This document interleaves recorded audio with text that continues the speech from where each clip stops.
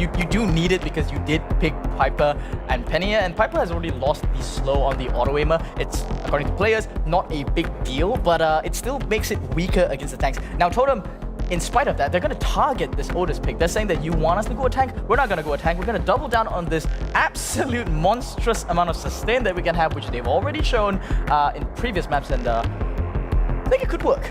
I mean, it's almost Eternal Fire's hot zone comp with Byron instead of Coco, right? So they're kind of like, right, we'll show you how to play this comp. We can play the healer with the Max and the Lola as well. So I'm intrigued to see if this is going to be something that Reply Totem can pull through with. If they get that aggression and that spawn trap locked down, I think they're in a good spot.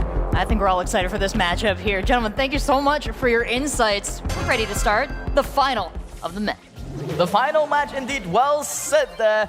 We are going to be going into this set number 5. This is what we wanted to see. And already Nob landing that one shot, going to be giving him a slight gem lead here. The right lane is duking out. Busco's playing so aggressive, but a pitch from Maru just saves the day there. But at the end of the day, Eternal Fire going to take 2 kills here.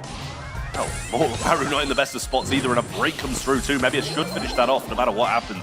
He's going to get that kill.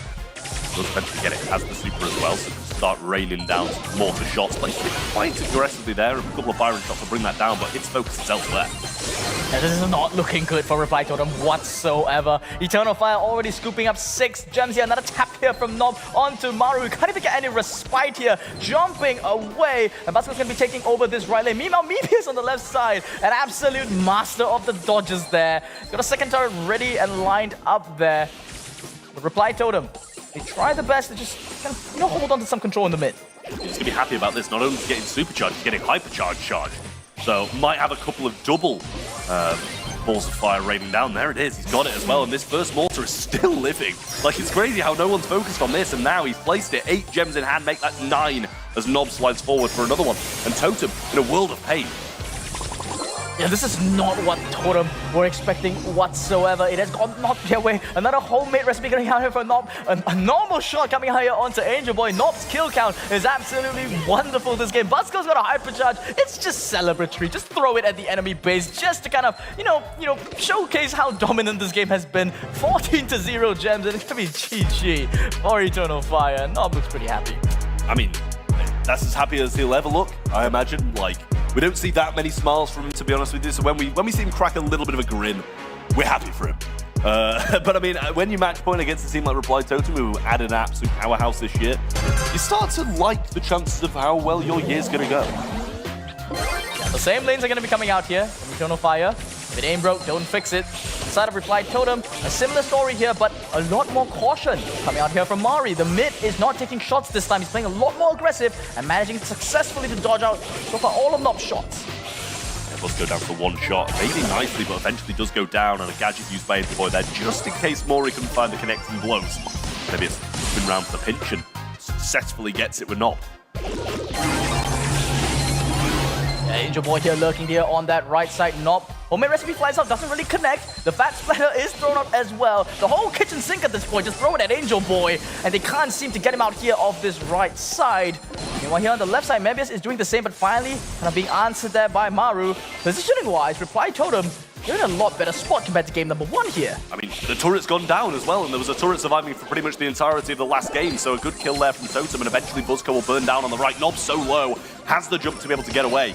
And if he does go down, Reply Totem will surely get the count, but maybe it's an aggressive position. Places another turret and might be able to start getting in a better spot. Yeah, it's a very sharp position right there. Mebius needs to make some plays here. The Eagle going to be used to bring down that turret. A nice usage there from Maru. And Maru's here going to get the speed, going to give his buddy there the high five. He speeds up, gets one more gem. They just need to play very passively, but Maru doesn't have passive in his dictionary. He's going to go ham on that gem carrier. Now 9 gems to his name. Well, 9-5, and the countdown will start if they get the next one. Hypercharge there as well, and Maru is going to go pick it up. Oh, Hypercharge missed from Buzzco as well, from right to left, and the gems drop once more for Eternal Fire. Maybe it's going to just go forward with his Hypercharge, but burn down eventually thanks to those shots from Angel Boy, and Reply Totem are going to be going to double match point against Eternal Fire. We wanted the set to go the distance, and it is indeed going the distance even in this set. Totem, they are locked in. Not an expression that we can read over here. It's your beautiful, gorgeous hair. But aside from that, yeah, Totem, this game, a lot more aggressive. a lot less shots taken, a lot more confidence in the way that they're playing. I mean, it's all about that start as well, right? They got pinned so heavily in spawn in the first game that he had just a regular old mortar pretty much for the entire thing. But things changed as Mori started to evade some shots and get forwards, but that's not the story in this one, as Nob gets a couple of taps, sends them packing back to spawn. Not able to get the kills just yet and forced back with a jump. But that is 3 early gems that he's going to be pleased about.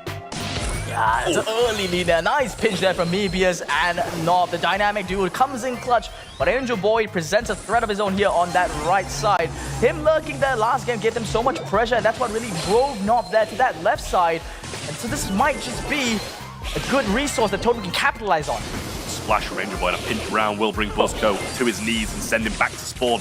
Nob forced back as well behind this mortar, but chooses to come forward, tries to get a couple of shots, expected the first to hit against Angel Boy, and threw out a homemade recipe to try and finish him off, but that was not the case. Angel Boy is still a problem there. Nob can't get back to the center just because of this Byron's position. Ari though getting very, very low there. Heals from Angel Boy are barely gonna help him. Nice dodges there against Mebius. He could have been very bad there. And Eternal Fighter finally push out Angel Boy. The gem count is looking very healthy for them. 7-4. And Mebius so low. Can he get the trade? Little pinch round. Might be able to get him with a salty barrel. Oh, he doesn't get it. And the trade's not there either, but the gems drop in the mid as a few shots from Angel Boy do burn down. But Mebius will grab a couple more and bring it to just one, but everybody falls. Maru might be able to get them, but it's only Nob in there. And he jumps out. But countdown starts for TOTEM. There's not much left Eternal Fire can do. There is a last push coming in. Hypercharge is there for Mebius, but it's an uphill mountain for them to climb. Nob's gonna have to land every single shot. His aimbot has to hit everything. Maru tucks in the corner, a shot flies out, but it's not going to be enough. Reply TOTEM are gonna be your match winner for this quarterfinal number 2. Snatching that victory from the jaws of defeat. What an impressive comeback by Reply TOTEM after going down 2 sets. They're gonna close out the match with a victory. And gentlemen, that was really fun to watch. On your ranking of incredible play on both sides, what are you gonna give it? I mean, TOTEM should have lost. Like, they should have. That's like, their gameplay wasn't that great. They were pinned in spawn for the majority of the game. And I think Mori knows it as well. He doesn't even seem too pleased about winning. They just take it. It's an absolute robbery from Reply TOTEM, but definitely a misstep from Eternal Fire and overstayed their welcome in that mid portion of the map.